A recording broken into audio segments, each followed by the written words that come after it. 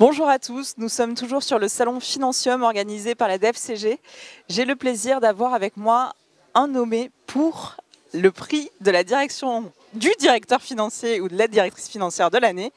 Alors, vous êtes Pascal Chaffard et vous êtes du coup le directeur financier de la Française des Jeux. Bonjour Exact, Pascal. tout juste. Alors, Bonjour. le pitch pour gagner ce prix, déjà, on va commencer par ça. On va parler un tout petit peu de vous.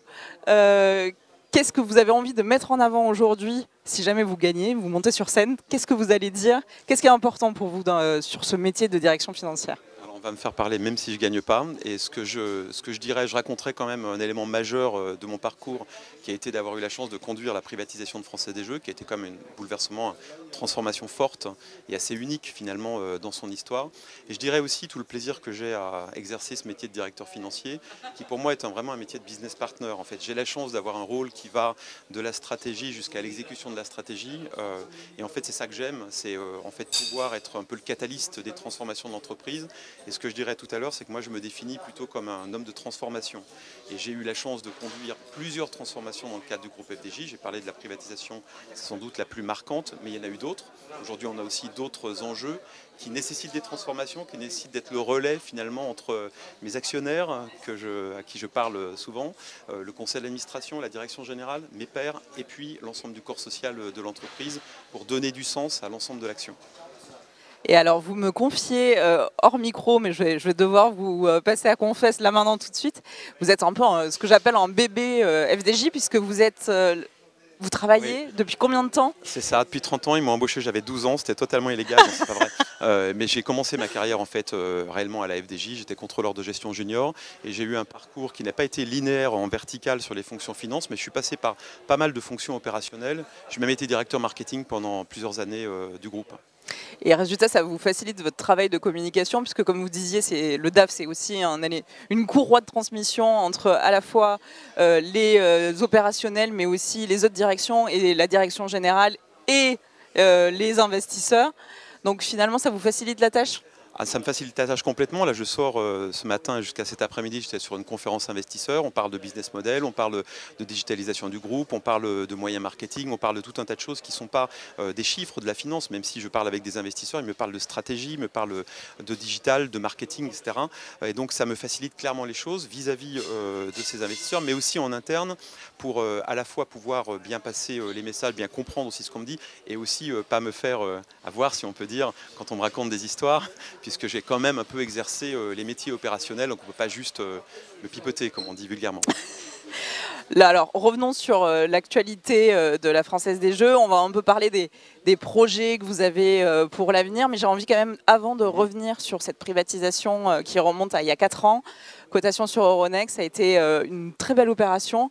Est-ce que vous pouvez en faire le bilan maintenant, après ces 4 années qui se sont écoulées?